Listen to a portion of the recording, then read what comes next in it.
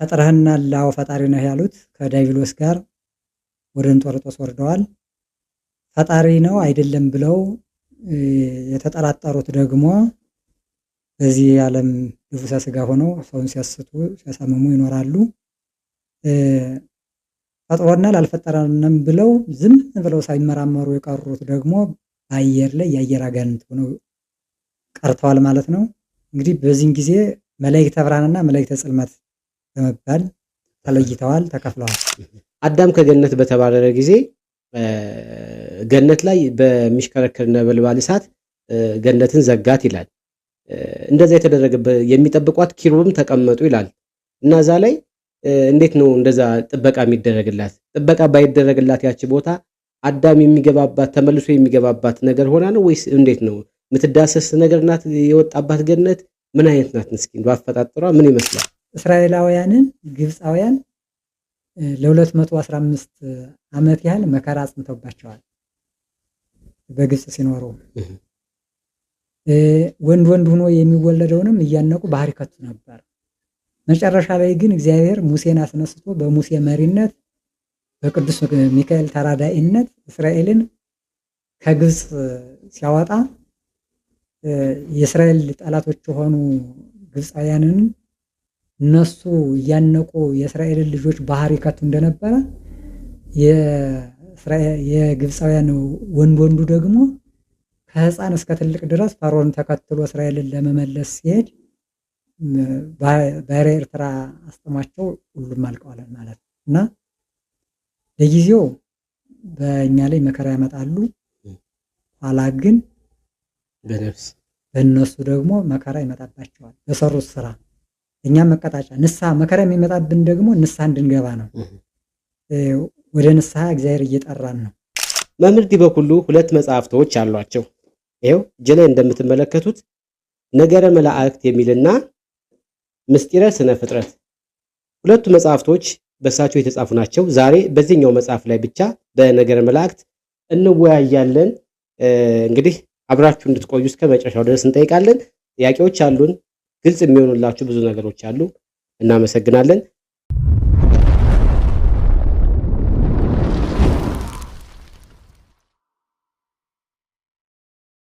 ሰላም ጤና ይስጥልን። የተከበራችሁና የተወደዳችሁ የቻናሌ ተመልካቾቻችን ዛሬ ደግሞ ለየት ያለ እንግዳ ነው ይዤላችሁ የመጣሁት። በቅዱሳን መላእክትና በርኩሳን መናፍስት ላይ የማወቅ ጉጉት ያላችሁ ሰዎች ይሄ ቪዲዮ ለእናንተ ነው። እንግዲህ ዛሬ በጎንደር መንበረ መንግስት መድኃኔዓለም ቤተክርስቲያን የአራቱ ጉባኤያት ምስክር ደቀ መዝሙር መምህር ዲበኩሉ ዛሬ ከኔ ጋር ናቸው። መምህር ዲበኩሉ ሁለት መጽሐፍቶች አሏቸው። ይሄው እጅ ላይ እንደምትመለከቱት ነገረ መላእክት የሚልና ምስጢረ ስነ ፍጥረት ሁለቱ መጽሐፍቶች በእሳቸው የተጻፉ ናቸው። ዛሬ በዚህኛው መጽሐፍ ላይ ብቻ በነገረ መላእክት እንወያያለን። እንግዲህ አብራችሁ እንድትቆዩ እስከ መጨረሻው ድረስ እንጠይቃለን። ጥያቄዎች አሉን፣ ግልጽ የሚሆኑላችሁ ብዙ ነገሮች አሉ። እናመሰግናለን። መምህር ጥያቄን አክብረው ፈቃደኛ ሆነው እዚህ ስለመጡልኝ በጣም ከልብ አድርጌ አመሰግናለሁ። እሺ፣ በቅድሚያ እስከዚህ ሰዓት ያደረሰን ልዑል እግዚአብሔር ስሙ የተመሰገነ ይሁን። ምክንያተ ድህነት የሆነችን የቅድስት ድንግል ማርያም ስምም እንዲሁ ከጻድቃን ከቅዱሳን መላእክት ከሰማዕታት ጋር የተመሰገነ ይሁን። እናንተም ስለጋበዛችሁኝ አመሰግናለሁ። ጥሩ፣ እንግዲህ ወደ ጥያቄያችን እንምጣና ብዙን ጊዜ ዓለማችን ላይ አንድ የሚነሳ ነገር አለና እዚህ ምድር ላይ ቅዱሳን መላእክትም አሉ ርኩሳን መናፍስትም አሉ ይባላልና እውነት እዚህ ምድር ላይ አሉ ወይ? አፈጣጠራቸውስ ምን ይመስላል የሚለውን ነገር እስኪ እንደ መግቢያ እንየውስን። እንግዲህ መላእክት ያው በአፈጣጠራቸው በዕለተ እሑድ ነው የተፈጠሩት። ረቂቃን ናቸው፣ ስጋ አልለበሱም። ከተፈጠሩ በኋላ ግን ከሁለት ተከፍለዋል። መላእክተ ብርሃንና መላእክተ ጽልመት በመባል ይታወቃሉ። መላእክተ ብርሃን እግዚአብሔርን የሚያመሰግኑ ለሰው ልጅ ሲራዱ የሚኖሩ ሲሆኑ፣ መላእክተ ጽልመት ደግሞ ሰውን ሲያስቱ የሚኖሩ ናቸው። እግዚአብሔር በዕለተ እሑድ መላእክትን በነገድ መቶ በከተማ አስር አድርጎ ፈጠራቸው። ከፈጠራቸው በኋላ ተሰወራቸው። ሲሰወራቸው ማን ፈጠረን? ራሳችን እርስ በርሳችን ተገኘን ወይስ እንዴት ነው አፈጣጠራችን ብለው ሲወዛገቡ ዲያብሎስ የመላእክት አለቃ ነበረና ወደ ታች ሲመለከት ከሱ በታች ያሉ መላእክት ወደ ላይ ሲመለከት ግን ሌላ ከሱ በላይ ስላላገኘ ይህን ዓለም የፈጠርኩት እኔ ነኝ ፈጣሪያችሁ እኔ ነኝ ብሎ በፈጣሪ ላይ ካደ። ያው የተወሰኑት የእሱ ነገድ የሆኑት 9ኙ ካዱት ማለት አንዱ ነገድ ከሶስት ተከፍለው ካዱት 9ኙ ነገድ ደግሞ ሳይክዱ ቀሩ። ቅዱስ ገብርኤል ያልካዱበት ምክንያትም ቅዱስ ገብርኤል የፈጠረንን እስክናገኘው ድረስ በያለንበት ጸንተን እንቆይ ሲል መላእክት የቅዱስ ገብርኤልን ቃል ተቀብለው ተረጋጉ። መላእክት የቅዱስ ገብርኤልን ቃል ሰምተው ሲረጋጉ ፈጥረህናል፣ አዎ ፈጣሪ ነህ ያሉት ከዲያብሎስ ጋር ወደ እንጦርጦስ ወርደዋል። ፈጣሪ ነው አይደለም ብለው የተጠራጠሩት ደግሞ በዚህ ዓለም ልቡሰ ሥጋ ሆነው ሰውን ሲያስቱ ሲያሳምሙ ይኖራሉ። ፈጥሮናል አልፈጠረንም ብለው ዝም ብለው ሳይመራመሩ የቀሩት ደግሞ በአየር ላይ የአየር አጋንንት ሆነው ቀርተዋል ማለት ነው። እንግዲህ በዚህን ጊዜ መላእክተ ብርሃንና መላእክተ ጽልመት በመባል ተለይተዋል፣ ተከፍለዋል። መላእክተ ብርሃን የእግዚአብሔር አገልጋዮችና ቅዱሳንን ሰውን ሲራዱ የሚኖሩ ናቸው። መላእክተ ጽልመት ደግሞ ሰውን ሲያስቱ የሚኖሩ የዲያብሎስ ነገድ ናቸው ማለት ነው። አንድ የሚነሳ ጥያቄ አለ። ቅዱሳን በሁሉም ቦታ ላይ መኖር የሚችለው እግዚአብሔር ብቻ እንደሆነ እናውቃለን። ቅዱሳን መላእክት ደግሞ በሁሉም ቦታ ላይ መገኘት አይችሉም። ነገር ግን በሁሉም ቦታ ላይ ባንድ የማይገኙ ከሆነ ምልጃ ሲካሄድ የሁሉን ሰው ጸሎትና በሁሉም ቦታ ላይ ተገኝተው እንዴት ሊያስኬዱት ይችላሉ? በዓለም ሙሉ እግዚአብሔር ብቻ ነው። ከእግዚአብሔር በታች ያለ ፍጡር ሁሉ በዓለም ሙሉ አይደለም። መላእክትም ሙሉ አይደሉም፣ በቦታ ይወሰናሉ። ነገር ግን በዓለም ላይ አንድ ጊዜ መድረስ ይችላሉ። ለሚጠራቸው ለሚማጸናቸው ሰው በዓለም ላይ የሚደርሱበት ምክንያትም እግዚአብሔር በሰጣቸው ጸጋ በዓለም ሙሉ ናቸው። እውቀታቸው አልተከፈለም። በዓለም ያለውን ማወቅ ይችላሉ። አይደለም ቅዱሳን መላእክት ረቂቃኖቹ፣ ሰውም ወደ ብቃት ሲደርስ ከአንድ ቦታ ላይ ሆኖ በሌላ ቦታ የሚደረገውን ማወቅ ይችላል፣ መገኘት ይችላል ማለት ነው። አዎ። ለምንድን ነው አካሉ አይደለም የሚገኘው፣ በእውቀት ግን አብሮ አለ ማለት ነው። እና ኤልሳ በሰማርያ ተቀምጦ በሶርያ የሚመከረውን ምክር ስለሚያውቅ መልሶ ለሰማርያው ንጉሥ እየተናገረ ሰማርያን ከጦርነት ብዙ ጊዜ አድኗታል። ሁለተኛ ነገሥት ምዕራፍ 5 ላይ ነው ቃሉን የምናገኘው። ስለዚህ በተሰጣቸው ጸጋ በሁሉም ቦታ ላይ ተገኝተው ምልጃውን ሊቀበሉ ይችላሉ ማለት ነው። ይቀበላሉ። መጽሐፍቱን ሳነብ ምን የሚል አገኘሁ? የቅዱሳን መላእክት ጥበቃ ሃይማኖት ለሌላቸው ሰዎች ጥበቃ አይደረግም ይላል። ይሄ ነገር እንዴት ነው? እስኪ ያብራሩልኝ እስኪ። ሃይማኖት ለሌላቸው ጥበቃ አይደረግም ማለት እንግዲህ እግዚአብሔር ሰውን ከፈጠረ በኋላ መላእክትን ጠባቂ አድርጎ ሾሞላቸዋል ለሰው ልጅ። ነገር ግን መላእክትን ለሚያምን የእግዚአብሔርን አገልጋዮች ለሚወድ እንጂ እግዚአብሔርን አገልጋዮች ለማያከብር ሰው መላእክት አይጠብቁም፣ አይታዘዙም፣ አያገለግሉም። ለምንድን ነው? እግዚአብሔር ቅዱስ ጳውሎስ እንደተናገረው በዕብራውያን ምዕራፍ 2 ቁጥር 13 ላይ ቁጥር 14 ላይ ማለት ነው፣ ሕይወትን ለሚወርሱ መላእክት ረቂቃን አይደሉምን? ሕይወትን ለሚወርሱ ሰዎችስ የሚያገለግሉ አይደለምን ይላል። ይህ ማለት ምንድን ነው? በእግዚአብሔር አምነው ወንዶች በ40 ቀናቸው ሴቶች በ80 ቀናቸው ተጠምቀው ልጅነት ላላቸው ሰዎች በ40 ቀንና በ80 ቀን ቅዱሳን መላእክት ይመደቡላቸዋል። በዚህ ዓለምም ሳሉ ይጠብቋቸዋል። ጥሩ ስራ ሲሰሩም ደግሞ ወደ እግዚአብሔር ክብር ለእግዚአብሔር ክብር እንዲበቁ ከክብር ወደ ክብር እንዲሸጋገሩ ይመሯቸዋል። ይህም ማር ይስሐቅ ምዕራፍ 2 ቁጥር ማለት አንቀጽ 1 ላይ የእግዚአብሔርን ሕግና ትእዛዝ ለሚፈጽም ሰው ሁሉ ወደ ጸጋ ክብር መርተው የሚያደርሱት መላእክት አሉት ይላል እና ቅዱሳን መላእክት የእግዚአብሔርን አማኞች ነው የሚጠብቁ እንጂ እግዚአብሔርን የማያምን ሰው እነሱንም የመላእክትን ምልጃና ተራድኦ የማይቀበልን ሰው አይጠብቁ ማለት ነው። እንደዛ ከሆነ አሁን በምድራችን ላይ የምናያቸው ሃይማኖት የሌላቸው ብለን የምናስባቸው ሰዎች በሰላም ሲኖሩ እናያለን፣ በጸጋ ሲኖሩ እናያለን፣ ሁሉ ነገር ተሟልቶላቸው ሲንቀሳቀሱ እናያለን። ይሄ ታዲያ ከየት መጣ ይባላል? እግዚአብሔር ፍጥረቶች እስከሆኑ ድረስ ይጠብቃቸዋል። ምክንያቱም እግዚአብሔር የፈጠረውን ፍጥረት አይተውም ቅዱሳን መላእክት ባይመደቡላቸውም እስከ ጊዜው ጊዜ ይኖራሉ። ምክንያቱም እግዚአብሔርን የማያምኑ ሰዎች ከእግዚአብሔር ሕግ ከወጣ አንድም ከሰይጣን ነው የሰው ልጅ የሚኖረው፣ አንድም ከእግዚአብሔር ሕግ ነው። ከእግዚአብሔር ሕግ ከወጣ ደግሞ የሰይጣን ታዛዥ ይሆናል።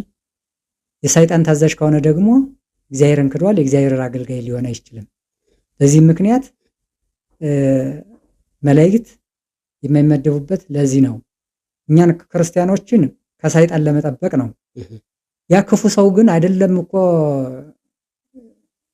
እምነት የሌላቸው እምነት ያላቸውም ሰዎች በጣም ኃጢአተኞችና ክፎች ከሆኑ የመላእክት ጥበቃም ይነሳል። ለምን? የመላእክት ጥበቃ ከክፉ ነገር ለማዳን ነው። ራስ ክፉ ሆኖ ደግሞ ከክፉ ነገር አድነኝ እንዴት ሊባል ይችላል? ክፉ ሆኖ ከክፉ ነገር አድነኝ ከማን ይጠበቃሉ ነው? አዎ። እና እግዚአብሔር የሚያምነውንም የማያምነውንም እኩል ይመግባል፣ እኩል ሌሊትና ማልቱን ያፈራረቃል፣ ክረምትና በጋውንም እንደዚሁ ያፈራረቃላቸዋል፣ ይጠብቃቸዋል በዚህ ዓለም ሲኖሩ። ነግሰውም ደግሞ ሕዝብን እንዲያስተዳድሩ የሚያደርግ ራሱ እግዚአብሔር ነው። በመዝሙር 81 ላይ እስመ አንተ ትወርስ በኩሉ አሕዛብ፣ አንተ በአሕዛብ ላይ ሁሉ አድረህ አሕዛብን እንዲገዙ ታደርጋቸዋለህና ይላል። ስለዚህ የሚገዙም በእግዚአብሔር ኃይል ነው እሱ ሲፈቅድ። አዎ። ሌላው መጽሐፍቱ ላይ ያየሁት ቅዱሳን መላእክት እንስሳዎችንም ሰዎችንም ይመግባሉ የሚል አለ። ከዚህም ጋር ተያይዞ ደግሞ ምልጃና ጸሎትም ለሌሎች ፍጥረቶች እንደሚደረግ መላእክታን ለሌሎች ፍጥረታትም ምልጃ እንደሚያደርጉ ያሳያል። እና ይመግባሉ የሚለው ነገር ምን ማለት ነው? እስኪ ሲተነተን። ሲቀጥል ደግሞ ምልጃ የሚያስፈልገው የሰው ልጅ ብቻ ነው እንጂ ሌሎች እንስሳቶች እንዴት ምልጃ ያስፈልጋቸዋል? ምግብና በሁለት አይነት ነው የምናየው። በሁለት አይነት አንዱ የመጀመሪያው ጥበቃ ነው። ሁለተኛው ደግሞ መናም ይመግባሉ። ጥበቃ በፍጥረታት ሁሉ ላይ ተሹመው ፍጥረታትን ሁሉ የሚጠብቁ አሉ። ነፋሳትን የሚያነፍሱ አሉ። ዝናምን የሚያዘንሙ ቅዱሳን መላእክት አሉ። ፀሐይን እና ጨረቃን ከዋክብትን የሚያመላልሱ አሉ ማለት ነው። እነዚህ መጋቢያን ይባላሉ። የተሾሙ በፍጥረታት ላይ የተሾሙ። የሚመግቡ ደግሞ እስራኤል ከግብፅ እንደወጡ 40 ዘመን ሙሉ ከሰማይ መና በሙሴ አማላጅነት በቅዱስ ሚካኤል ተራዳይነት እግዚአብሔር ከሰማይ መና እያወረደ እስራኤልን መግቧቸዋል። ኤልሳም ከኤልዛቤል እና ከክፉ ንጉሥ ከአክዓብ ጋር ተጣልቶ በሸሸ ጊዜ ርቦት ሳለ ከአንዲት ክትክታ ከምትባል ዛፍ ስር ተኝቶ እያለ የእግዚአብሔር መልአክ በመሶበ ወርቅ መና በኩስኩስት ውሃ ይዞ ሄደ፣ ቀሰቀሰው፣ መገበው። የእግዚአብሔር መልአክ በመገበው ምግብ 40 መዓልት 40 ሌሊት ተጉዟል ማለት ነው። እና መላእክት በምግብና የተቸገረ ሰው ያው ከችግሩ ተላቆ የቤቱ በረከት እንዲሞላለት ቅዱሳን መላእክትን ከተማጸነ ቤቱ በበረከት ይሞላለታል።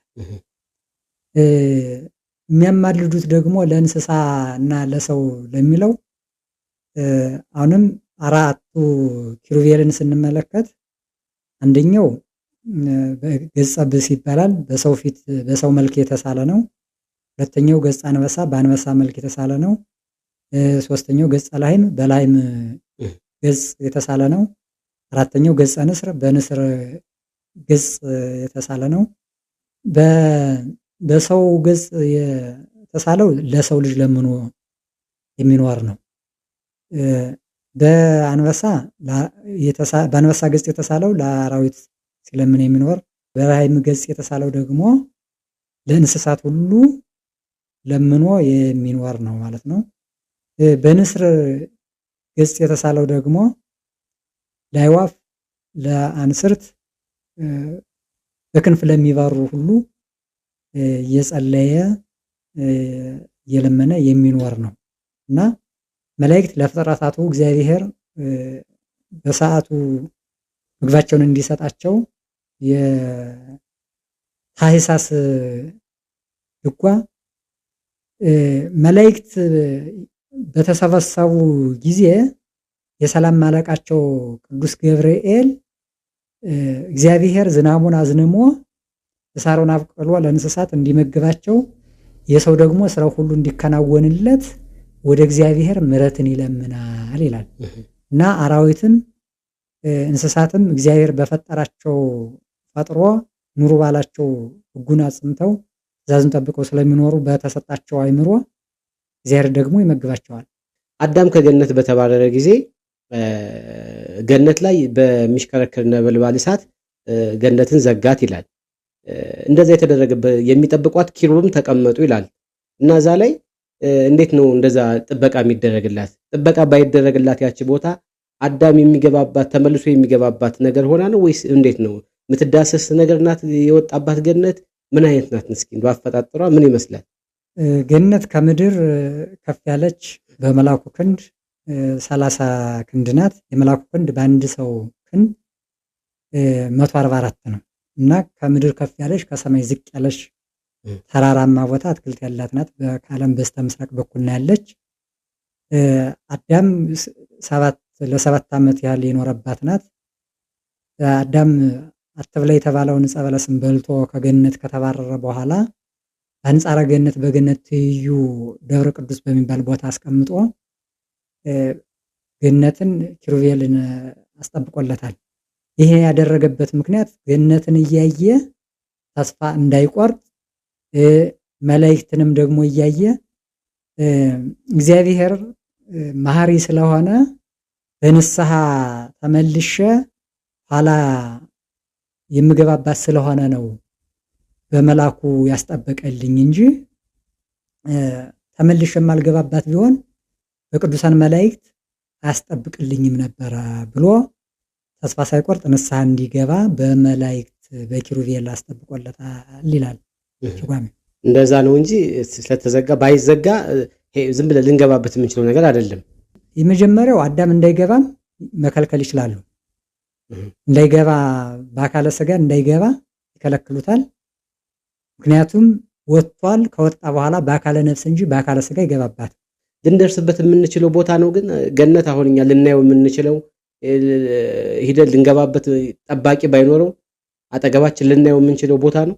አባ ጊዮርጊስ ዘጋስጫ በመጽሐፈ ምስጢር እንደተናገሩት ገነት የተሰወረች ከማይ አይሽ በኋላ ነው ይላል እንጂ በአንጻረ ገነት ያሉ ቅዱሳን አበው ገነትን ያዩ ነበረ። መግባት ግን አይችሉም፣ በኪሩቤል ታጥራሉ። ስለ ገሃነም ሲነገረን እጅግ በጣም የሚያስፈራ እጅግ በጣም የሚሰቀጥጥ ቦታ ነው እና ሰይጣን ያን ሰቅጣጭ ቦታ መሆኑን እያወቀ በንስሐ የማይመለስበት መንገድ ከምን አንጻር ነው? ያለውን የቦታውን ስቃይ ካለማወቅ ነው ወይንስ ከምንድን የመጣ ነው? ያው ሰይጣን በንስሐ ያልተመለሰበት ምክንያት ትዕቢቱ ነው። መላእክት ንስሐ ለመግባትም ላለመግባትም ለመበደልም ላለመበደልም ስልጣን አላቸው። ነፃ ፈቃዱ ለሰው ልጅና ለመላእክት ገደብ የለውም። ሁለቱም ነፃ ፈቃድ ተሰጥቷቸዋል። ዲያብሎስ ንስሐ ያልገባበት ምክንያት በትዕቢቱ ነው። ንስሐ ቢገባ ኑሮ እግዚአብሔር ይቀበለዋል። ቀውስጦስ የሚባል መልአክ ኑዲ ሕፃናትን እንዲቀስፍ እግዚአብሔር አዘዘው ከቅዱሳን መላእክት ጋር። ቅዱሳን መላእክት የታዘዙትን ፈጽመው ሲመለሱ እሱ ግን አንድ መልካም ልጅ ስላገኘ ይህንስ የፈጣሪው ይቅሰፈው ብሎ በመተው ምክንያት የጸጋ ኃይል ተነስቶት ማድረግ አልቻለም እና ወደ ቤተልሔም አቅጣጫ ሄዶ ከቤተልሔም ተቀመጠ። ዲያቆን ለተልእኮ ሲገባ አገኘው። ምድራዊ ነህ ሰማያዊ ነህ አለው። አይ ግብሬ ምድራዊ አድርጎኝ ነው እንጂ እኔስ ተፈጥሮዬ ሰማያዊ ነው የነበርኩኝ። እባክህ ሂድና ለአባ ሳሙኤል ንገርልኝና አባ ሳሙኤል ከእግዚአብሔር ጋር ያስታርቀኝ አለው። ዲያቆኑም ሄዶ ለአባ ሳሙኤል ነገረው። ሕዝቡን ሁሉ ሰብስቦ ሴቱንም ወንዱንም ሁሉንም ዲያቆናቱንም ካህናቱንም ሰብስቦ 41 ጊዜወታ 41 በእንተ ማርያም ካደረሰ በኋላ ከስዕለ ማርያም ዶ ሲማጸን በቀኝ እጅህ ቀኝ ክንፉን በግራ እጅህ ግራ ክንፉን ይዘህ ተነስ በስመ አምላኬ በአምላኬ በፈጣሪ ስም ተነስ ብለህ አለችው ድንግል ማርያም። የድንግል ማርያምን ቃል ተቀብሎ ሳሙኤል ክንፍና ክንፉን ይዞ በአምላኬና በፈጣሪ ስም ተነሳለው። የተነሳው ጸጋ እንደገና ተመልሶለት በሉ እስከ ዕለተ ምጽአት ድረስ እንዳልለያችሁ ስሜን ከአባ ሳሙኤል ጋር አንሱኝ ብሎ ወደ ሰማይ አድርጓል ይላልና ንስሐ ያልገባበት ምክንያት በትዕቢቱ ነው። መጽሐፍ ቅዱስ ሰው በእግዚአብሔር አምሳል ተፈጠረ ይላል። አሁን እኛ ሰዎች ከሱ ከእግዚአብሔር የወሰድነው አምሳል ምን አይነት ነው? ምንድነው? በአምሳል ተፈጠርን ሲባልስ ከሱ ጋር የሚያመሳስለን አምሳላችን የትኛው ነገር ነው? እግዚአብሔር ጋር የሚያመሳስለን ባሪያነ እግዚአብሔር መፈጠራችን እግዚአብሔር በባህሪ የሚገዛውን ሰው ደግሞ በጸጋ ይገዛዋል። ኦሪት ዘፍጥረት ምዕራፍ 1 ቁጥር 26 ጀምሮ ያለውን ስንመለከት ሰውን ባሪያችንና በምሳሌያችን እንፍጠር፣ የሰማይ ወፎችንና የምድር አራዊትን የባህር አሳዎችን እንስሳቱንም ምድርንም ሁሉ ይግዛ ይላል። ይህ ማለት እንግዲህ በባህርም በየብስም ከሰማይ በታችና ከምድር በላይ ያሉትን ሁሉ እንዲገዛ ለሰው ልጅ ተሰጥቶታል። ሌላው እግዚአብሔርን የምንመስልበት በነፍስ ነው። በነፍሳችን መላእክትንና እግዚአብሔርን እንመስላለን። ለእግዚአብሔር አንድነት ሶስትነት አለው። ለሰውም በነፍስ ሕያውነት፣ ነባቢነት፣ ለባዊነት አለ። ለእግዚአብሔር ዓይን፣ ጆሮ እንደኛ ሙሉ አካል አለው። የእግዚአብሔር ረቂቅ ነው፣ የኛ ግን ግዙፍ ነው። በነፍሳችን መሆኑ ደግሞ በዋናነት ሰው ሊባልበት የሚችለው በነፍሱ እንጂ በስጋው አይደለም። ነፍስና ስጋ ተዋህደው አንድ ሲሆኑ ሰው ይባላል። ግብረ ሰብአ በአርአያነ ሰውን በአምሳላችን እንፍጠር። ነፍስ የተዋህደው ስጋ ሰው ነው የሚባል። ነፍስ ከተለየው ግን በድን ነው እንጂ ሰው አይባልም። ይህም ቅዱስ ቄርሎስ በሃይማኖተ አበው ምዕራፍ 81 ቁጥር 13 ላይ ሰውን ማለት ነፍስን ሰው ብለን እንጠራዋለን ይላል እና በነፍስም በግዛትም እግዚአብሔርን እንመስላለን ማለት ነው። አንዳንድ ሰዎች አፈጣጠራችን የኛ ከመላእክት ይበልጣል የሚሉ አሉ። እኛ እውነት ከመላእክት እንበልጣለን?